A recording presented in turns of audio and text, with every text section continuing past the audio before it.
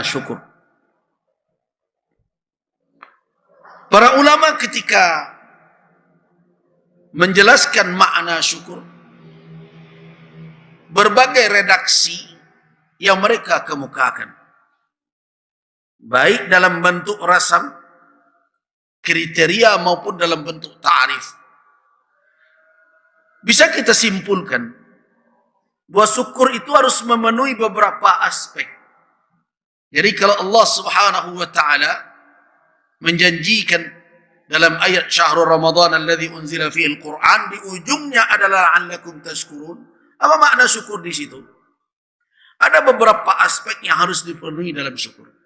Yang pertama, al-i'tiqadul jazim, keyakinan yang pasti bahwa Allah Subhanahu wa taala al-mun'im, yang memberikan nikmat dengan segala rahmah dan karunia-Nya.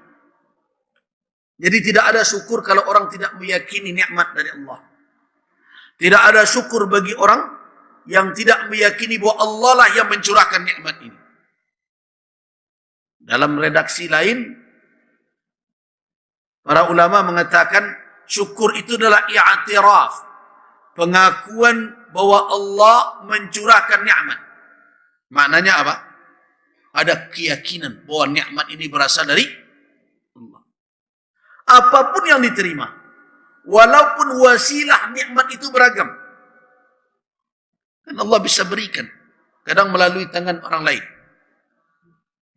Zakat itu, sedekah itu, hadiah tersebut, hibah ke apa namanya, itu pada hakikatnya adalah pemberian dari Allah Subhanahu wa taala. Cuma jalannya melalui tangan orang lain. Kalau Allah tidak berikan, tidak akan sampai kepadanya. Nah, orang yang bersyukur tidak ragu sedikit pun melalui tangan siapapun nikmat itu sampai kepadanya. Al-Mun'im, yang pemberi nikmat yang asasi, yang hakiki adalah Allah, bukan orang itu. Itu orang yang bersyukur. Nanti ada terus bagaimana kita memperlakukan orang yang memberi. Nah, itu adalah aspek berikutnya. Tetapi yang pertama dahulu apa? I'tiqad, keyakinan, pengakuan yang tidak ada keraguan bahwa Allah lah al-mun'im, yang mencurahkan nikmat. Bukan orang, bukan atasan, bukan penguasa, ibu-ibu, bukan suami yang pemberi nikmat. Yang pemberi nikmat adalah Allah. Itu adalah syarat utama baru kita bisa berada di dalam syukur. Yang kedua adalah as-sana' 'alal mun'im, yaitu memuji yang memberi nikmat yang hakiki dan membalasi wasilah yang dijadikan oleh Allah sebagai saluran kedatangnya nikmat tersebut. Jadi aspek yang kedua apa? Puji Allah. Alhamdulillah, hadza min fadli Rabbi. Segala puji bagi Allah, ini adalah karunia Allah. Puji Allah itu yang pertama. Jangan terbalik. Memuji orang rajin, tapi memuji Allah jarang. Baru saja diberi orang, mau kasih pak. Kalau Allah tidak gerakkan hatinya, kalau Allah tidak tentukan, tidak tetapkan dalam ketentuannya, bagaimana akan sampai nikmat itu kepadanya? Makanya saya sering mengingatkan orang-orang yang berhak menerima zakat, jangan menjadi hina karena diberi zakat. Kenapa? Karena zakat itu pada hakikatnya bukan pemberian orang kaya. Zakat itu adalah hak fuqara dan masakin. Orang-orang kaya ini kalau tidak ada orang fakir miskin pusing mereka nanti berzakat. Kan itu yang diingatkan oleh Nabi, tasaddaqu, bersedekahlah qabla an ya'tiya yaumun, sebelum tiba suatu hari kelak, yamshi rajulun bi sadaqati, seseorang berjalan membawa sedekahnya, kemudian dia temu seseorang diberikan sedekahnya. Apa kata orang itu kepadanya? Lau ji'ta bil amsi laqabiltuha, kalau kemarin engkau datang membawa sedekahmu, engkau aku terima sekarang, tapi sekarang aku sudah cukup. Abama berhasil naratole. Karena itu jangan sekali-kali ketika kita memberi kemudian kita memandang rendah kepada orang menerima. Hati-hati itu. Jangan. Dimentang-mentang tangan kita di atas, mata kita memandang sinis kepada orang yang tangannya di bawah. Walaupun benar tangan di atas lebih baik daripada tangan di bawah, al-yadul ulya khairum min yadis sufla, tetapi itu tidaklah menjadi alasan untuk orang yang tangan di atas merendahkan orang yang tangan di bawah. Ingat. Kenapa? Karena yang diberikan itu hanya titipan. Kalau tidak adalah mereka yang menerima, bergelimang itu. Dan zakat sebelum dikeluarkan, dia bercampur dengan seluruh harta kita. Bercampur. Dipegang ini, tersinggung yang hak fuqara dan masakin. Dijangkau yang ini, tersinggung juga karena dia ada pula di sana. Nah, kemudian baru disisihkan. Ketika disisihkan, belum selamat, harus dikeluarkan dari kepemilikan kita. Ketika dikeluarkan, lepaslah dia dari milik kita yang menguasainya. Tidak milik awak lah itu. Nah, karena itu tidak usah lo tumpangkan namu awak ke Basnas tu. Kalau itu zakat. Ini saya katakan kepada masyarakat, jangan sekali-kali itu merusak ajaran. Lepas dari kita, saya katakan ada dua cara melepas. Yang pertama melalui amil, ketika tiba di tangan amil, dia bukan harta kita. Dia sudah keluar dari kepemilikan. Atau diterima oleh yang berhak, dia tidak lagi dalam jangkauan kita. Jadi jangan dikatakan yang diterima oleh fuqara dan masakin itu kita punya. Tidak, itu punya mereka. Nama sadaqatu lil fuqara wal masakin. Asnaf yang 8 itu, Ibn Sabil, wasa'irin, wal-amilina alaihi wa fir riqab, wal-gharimin, wa mu'allaf qulubuhum. Yang 8 asnaf itu mereka lah yang berpunya. Jadi bukan orang yang memberi ini yang punya bagian dari harta itu. Nah, karena itu siapa saja yang mengiringi pemberian dengan menyakiti orang yang menerima, ada iza, la tattabi'u sadaqatikum bil manni wal adha. Jangan kamu ikuti sedekah kamu dengan elman, dengan menyebut-nyebutnya, dengan menunjukkan bahwa ini pemberian saya. Coba lihat. Wal adha, dan menyakiti orang yang menerima. Bahkan dalam Al-Quran dikatakan qaulun ma'rufun, perkataan yang ma'ruf khairun, lebih baik daripada sedekah yang diiringi dengan menyinggung perasaan orang yang menerima. Nah, jadi bagaimana kita bisa bersyukur? Yang pertama tadi adalah yakini bahwa Allah Al-Mun'im. Apa yang sampai kepada kita ini adalah ketentuan Allah, pemberian Allah, fadlun min Allah wa rahmatuh. Yang kedua bagaimana? Puji Allah dahulu. Sanjung dia. Karena dialah yang mencurahkan nikmat. Jangan sibuk menyanjung manusia tapi lupa menyanjung Rabbul Alamin. Padahal manusia hanyalah saluran.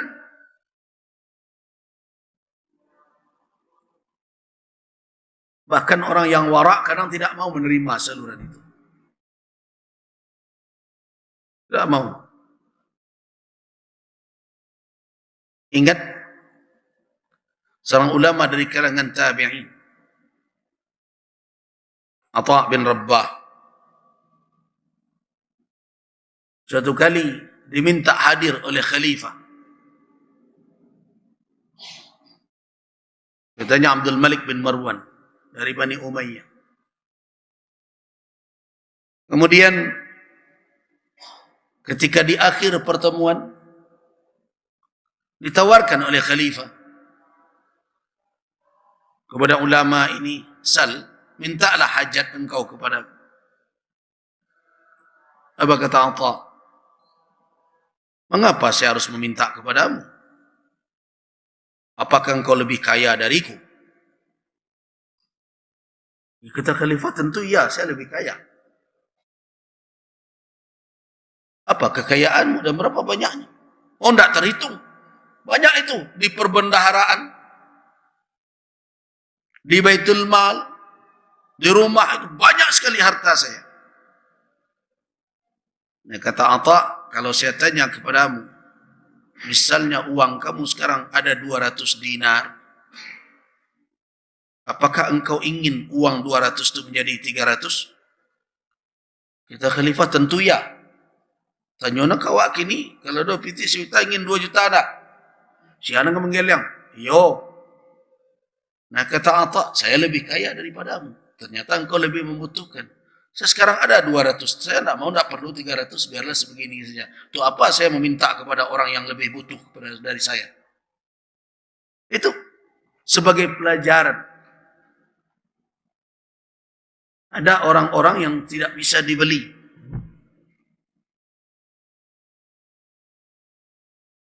Dan itu pelajaran untuk para ulama juga. Tak setiap dan diunduh orang dia nangkuk tu. Saya kesian kadang-kadang melihat sedikit saja. Saya ingin cerita tentang surau ini.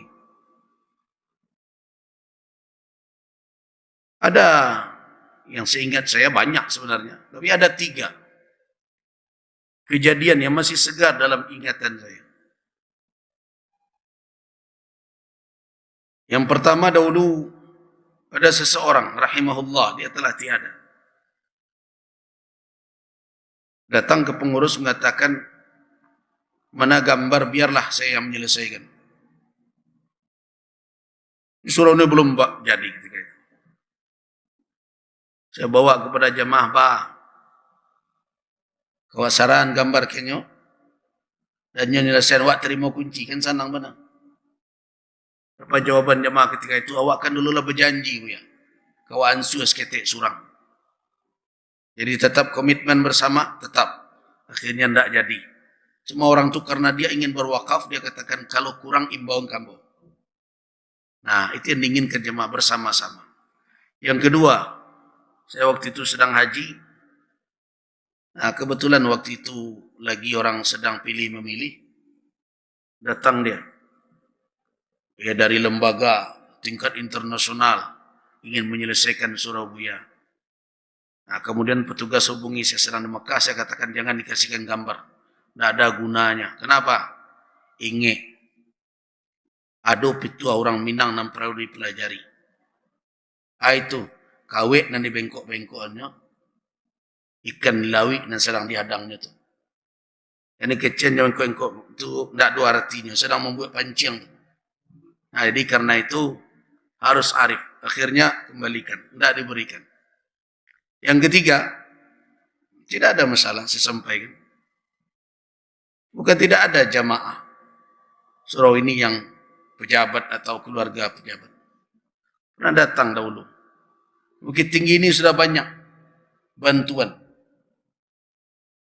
Dari penguasa kepada masjid dan berbagai macam. Nah, mungkin sebagai rasa kepedulian dia datang, dia ini ada bendaharanya ada di sini. Katakan, mintalah Buya membuat surat, indakna lengkap, tidak sekedar proposal sederhana, akan dibantu. Ini ada yang miliaran, ada berbagai macam. Kan capek suruh selesai. Tapi apa kata bendara, tidak mungkin Buya nama. Tapi kecian je lah. Kiri sampean, kecamuk. Beliau kan bau sawo tu. Kalau lay balabi galenya kenyantaan si kuat terima sebagai wakaf. Tapi kalau bantuan nanado di dalam perbendaraan kas daerah tu, anda santan kemari. Jadi bukan berarti kita tidak butuh. Tetapi tidak setuk dan diulukan itu. Bapak dari ibu-ibu ingat kisah. Jadi saya mau ceritakan kisah Jabir bin Abdullah. Jabir bin Abdullah menceritakan bagaimana Nabi SAW ketika beliau dalam perjalanan, yang pertama sampai di daerah yang gersang, tidak ada tempat yang bisa bernaung menghindar dari pandangan orang banyak. Ketika itu Nabi SAW sedang dalam keadaan ingin buang hajat. Ingin buang hajat, Nabi kemana? Nabi kan tidak mau terlihat oleh orang. Berbeda sebagian awak, mau ngari mencari supir kadang-kadang lewat studio lawit orang macam. WC-nya belakang oto saya surang-surang. Ditonton orang lalu. Galak aja tu. Nah, jadi kebiasaan Rasul, kalau beliau ingin buang hajat, taghayyab, beliau menghindar, menghilang dari pandangan orang. Tapi di tempat itu tidak ada tempat bersembunyi. Kecuali ada pohon kayu, 2 batang. Kalau Nabi berdiri di belakang atau duduk di belakangnya, buang hajat, pasti nampak oleh orang lewat. Tapi kalau pohon itu berdampingan, baru Nabi tertutup. Akhirnya apa kata Nabi kepada Jabir? Imla idawatak. Isilah kantong air engkau. Ayo, nantalik ma'i. Ikut bersamaku ke arah pohon tersebut. Nah, ketika menghampir ke pohon itu, apa kata Nabi kepada Jabir? Ya Jabir, pergilah engkau ke pohon kayu yang satu itu. Katakan kepadanya, Rasulullah SAW memerintahkan kepada engkau al-hiti bi sahibatiki. Engkau menghampirlah mendekat ke kawan engkau di sebelah. Nabi ingin duduk di belakangmu. Jabir pergi ke pohon kayu itu nyuruh. Pohon kayu bergeraklah engkau mendekat. Jabir terkejut. Pohon itu bergerak. Menghampir. Sehingga Nabi bisa duduk di belakang tanpa terlihat oleh orang. Setelah selesai beliau buang hajat. Beliau akan kembali, apa kata beliau kepada Jabir? Ya Jabir, suruh dia kembali ke tempatnya semula. Jabir pergi hai pohon. Rasulullah memerintahkan kau kembali lagi. Ini kasus pertama. Nah, kemudian berjalan terus. Di tengah perjalanan ada seorang ibu. Ini jangan lupa ya cerita kita tentang hadiah tadi. Tidak sadonan diunjuk orang diambil tu. Nah, bukan berarti kalau kita kan awak acok tu memakai dah elok menolak pemberian dan tidak bersyukur. Belum tentu. Nah, kau sado dia lagi. Pagi-pagi ramai lagi sebelum pembelian menerima je. Jadi tidak seluruhnya. Ada pemberian yang merendahkan kita, menghinakan kita. Harus kita perhatikan itu. Jadi jangan kecian tak ada doa penolak rezeki. Tak seluruhnya rezeki itu. Nah, kita lanjut ke cerita. Di tengah jalan bertemu dengan seorang ibu-ibu. Menggendong anak. Mengadu kepada Rasul. Rasulullah di atas kendaraan, ya Rasulullah, inna bni hadha. Anak saya ini diganggu oleh syaitan. Saya mohon engkau doakan. Diambil anak itu, ditaruhkan di pahanya oleh Nabi di atas tunggangan beliau. Apa kata Nabi? Ikhsha ayuhal la'in. Wahai makhluk terkutuk, menjauhlah engkau. Pergilah engkau. Saya Rasulullah memerintahkan engkau. Habis itu diserahkan anak tadi. Nah, ketika Nabi kembali, melewati jalan itu lagi, ibu tadi menghadang lagi, tapi sekarang tidak gendong anak, tapi membawa 2 ekor kambing.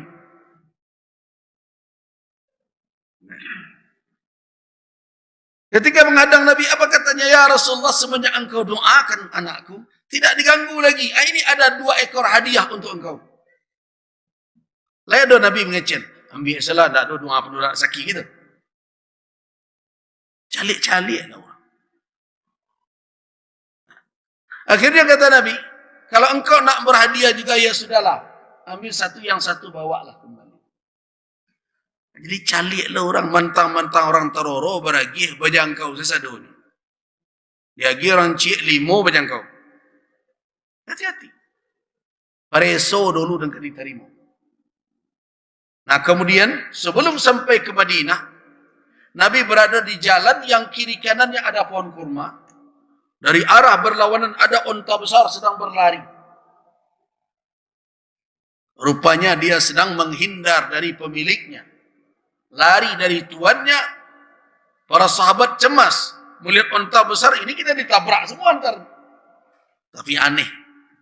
Ketika sampai di hadapan Nabi, unta itu berhenti dan seperti sujud di depan kaki Rasulullah sallallahu alaihi wasallam. Nah, kalau ibu-ibu pernah mendengarkan hadis, "Lau kuntu amira ahadan ay yasjuda li ahad." Kalau seandainya saya diberikan kewenangan memerintahkan orang untuk sujud kepada manusia, la amartu zauja an tasjuda li zaujiha. Tentu aku perintahkan istri sujud kepada suaminya. Nah, sababul wurud dari hadis itu cerita tadi. Ketika sahabat melihat begitu, ya Rasulullah, pohon kayu patuh kepadamu, syaitan tidak menentangmu, apalagi onta sujud kepadamu, semestinya kamilah yang patut sujud kepada engkau. Tapi kata Nabi, la yajuzu li ahadin li makhluqin ay yasjuda li makhluk.